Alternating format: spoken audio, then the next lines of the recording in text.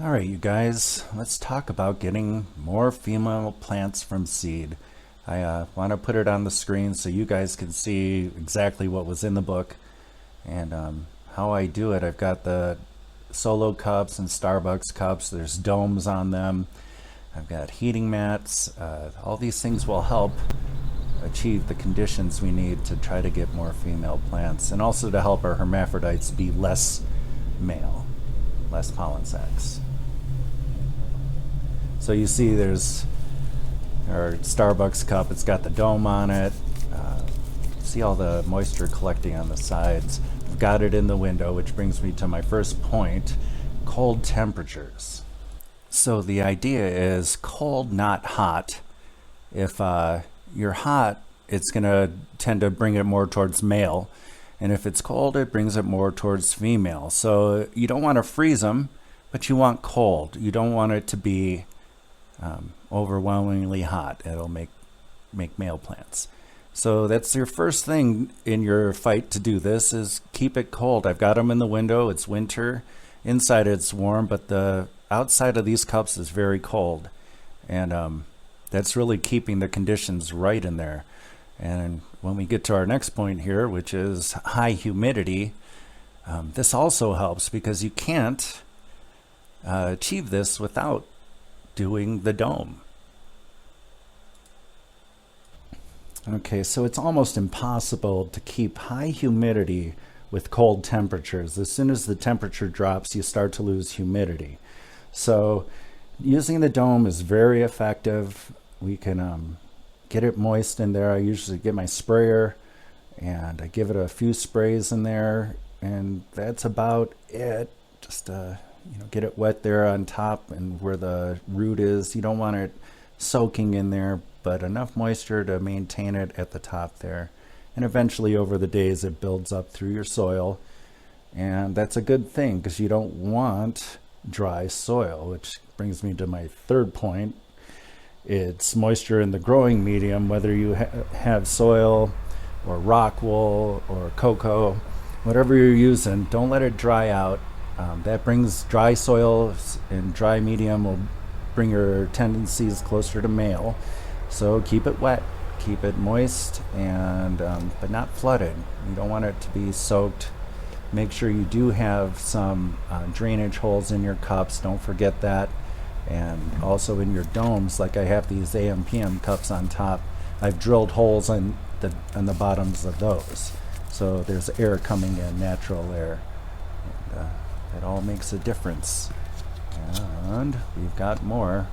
Aside from your moisture and growing medium, you want to have more blue light as opposed to red light or orangish light. They will. The blue light is going to help you get female plants.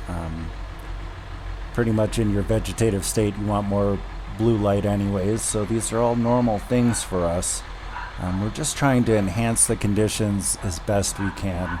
If you use LED lights with the red light, and you have the ability, like this kind LED, I can take all the reds out. It's all computerized. I could really mess with this and make it do awesome stuff, but I like simple, so I'll just take all the red out and put it under there. It's very intense, just those little bit of lights. It uses very little power, and yeah, it's great. There's other lights. My platinum lights, I love them, and they do have red in the veg spectrum. It's simple on off, and here's the veg. So you see it's purple looking, and it's got the red lights in there. It's not as good when we're trying to do this with the hermaphrodites to use the red light. So just in the early stages we'll use blue, and as it gets bigger we'll use red. And then the last point, number 5, is more nitrogen. We're not going to do anything with this now. There's plenty of nitrogen in the soil for the seedling.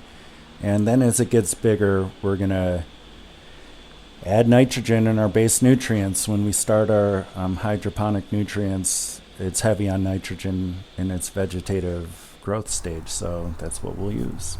Not going to say more about that, but adding CO2, it's very easy when you have the domes on your cups. So you just blow into the little cup there, and the CO2 is heavier than air. It will stay under that dome and give it what it needs, and it'll also seep down through the soil, and it won't stay in there long. As it gets heavier, it goes down and empties out through the bottom, blowing in again, and it'll work for you.